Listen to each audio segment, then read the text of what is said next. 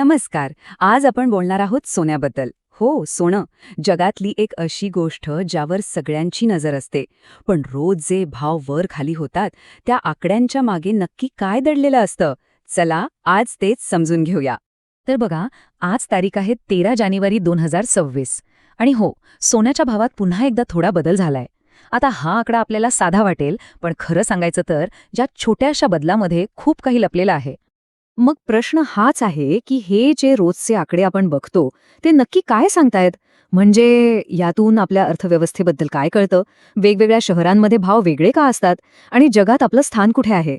चला, याच सगळ्या प्रश्नांची उत्तरं शोधूया. सगळ्यात आधी आपण हा विचार करूया की आजच्या या डिजिटल जगात सुद्धा सोन्याला एवढं महत्त्व का दिलं जातं. कारण खरं तर सोनं म्हणजे फक्त एक पिवळा धातू नाहीये, त्यापेक्षा खूप काही जास्त आहे. गुड रिटर्न्स काय म्हणतं बघा. गेल्या अनेक वर्षांपासून सोनं हे महागाईवर एक परफेक्ट उपाय ठरला आहे. आता याचा सोपा अर्थ काय? तर जेव्हा आपल्या रुपयाची किंमत कमी होते तेव्हा सोन्याचा भाव एकतर स्थिर राहतो किंवा वाढतो. आणि म्हणूनच गुंतवणूकदारांसाठी सोनं म्हणजे एक सेफ ऑप्शन. पण एक मिनिट, सगळं सोनं काही सारखं नसतं बरोबर?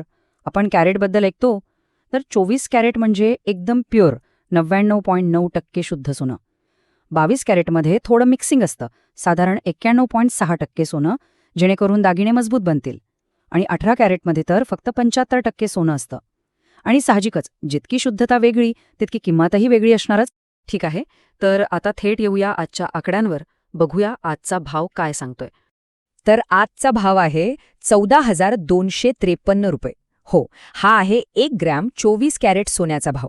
आणि हा आकडा खूप महत्वाचा आहे, कारण यावरूनच मार्केटचा ट्रेंड कळतो. आता जरा सविस्तर बघूया. 24 कॅरेटचा भाव आहे 14,253 रुपये, म्हणजे कालपेक्षा 38 रुपयांनी जास्त. तसंच 22 कॅरेटचा भाव 13,065 रुपये आहे, तो 35 रुपयांनी वाढलाय. आणि 18 कॅरेटचा भाव 10,690 रुपये, त्यातही 29 रुपयांची वाढ दिसतेय. आता हे आकडे थोडे सोपे करून पाहू. समजा आपल्याला 10 ग्रामचं 24 कॅरेटचं सोन्याचं नाणं घ्यायचंय. तर आज आपल्याला मोजावे लागतील 1,42,530 रुपये. आणि गंमत म्हणजे काल हेच नाणं घेतलं असतं तर ते 380 रुपयांनी स्वस्त मिळालं असतं, म्हणजे 1,42,150 रुपयांना. पण थांबा, एक महत्वाचा प्रश्न. हे जे भाव आहेत ते पूर्ण भारतात सारखेच असतात का, की शहरानुसार त्यात काही फरक पडतो? इंटरेस्टिंग प्रश्न आहे नाही का? म्हणजे मुंबईत सोन्याचा जो भाव आहे तोच भाव चेन्नईमध्ये असेल का? आणि याचं सरळ उत्तर आहे नाही. उदाहरण बघूया. चेन्नईमध्ये 1 ग्रॅम 24 कॅरेट सोन्यासाठी 14,368 रुपये द्यावे लागतील. पण मुंबई आणि कोलकात्यात तोच भाव 14,253 रुपये आहे. आता यावरून हे स्पष्ट होतं की प्रत्येक राज्यातले टॅक्स आणि इतर लोकल गोष्टींमुळे शहरांमध्ये भावात फरक पडतोच. ओके, तर आपण आतापर्यंत भारतातल्या भावांबद्दल बोललो. आता जरा मोठं चित्र बघूया. भारताच्या बाहेर म्हणजे आंतरराष्ट्रीय बाजारात सोन्याचे भाव कसे आहेत? आता इथे एक इंटरेस्टिंग गोष्ट दिसतेय. बघा, भारतात भाव आहे 14,253 रुपये, पण UAE आणि USA मध्ये तो थोडा कमी आहे. या उलट आपल्या शेजारी श्रीलंकेत मात्र सोन्याचा भाव भारतापेक्षाही जास्त आहे. यावरून ग्लोबल मार्केटचा किती परिणाम होतो हे लगेच कळतं. या सगळ्याचा अर्थ काय? तर भारताची सोन्याची बाजारपेठ खूप मोठी आणि मजबूत आहे, यात शंका नाही. पण तरीही आपल्याकडचे भाव हे आंतरराष्ट्रीय गोष्टींवर अवलंबून असतात.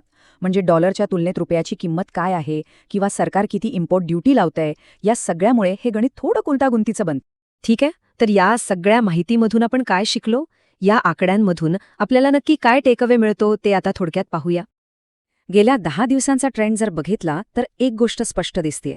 सोन्याचा भाव सतत वाढत चाललाय. बघा, 4 जानेवारीला भाव होता 13,582 रुपये आणि आज तो 14,253 रुपयांवर पोचलाय. यावरूनच मार्केट कोणत्या दिशेने चाललंय याचा अंदाज येतो. तर मग आजच्या चर्चेतून 4 महत्त्वाचे मुद्दे लक्षात ठेवूया. 1. सोनं हे महागाईपासून वाचण्यासाठी एक उत्तम पर्याय आहे. 2. कॅरेट म्हणजे शुद्धतेनुसार भाव बदलतात. 3. भारतात कोणत्या शहरात सोनं घेतो यावरही किंमत अवलंबून असते. आणि 4. भारताचे भाव हे ग्लोबल मार्केटशी जोडलेले आहेत. आणि जाता जाता एक शेवटचा पण विचार करायला लावणारा प्रश्न. आजकाल जसं ग्लोबल मार्केट सतत बदलतंय ते बघता असं वाटतंय की सोन्याचा खरा सुवर्णकाळ तर आता कुठे सुरू होतोय. काय वाटतं? यावर नक्की विचार करा.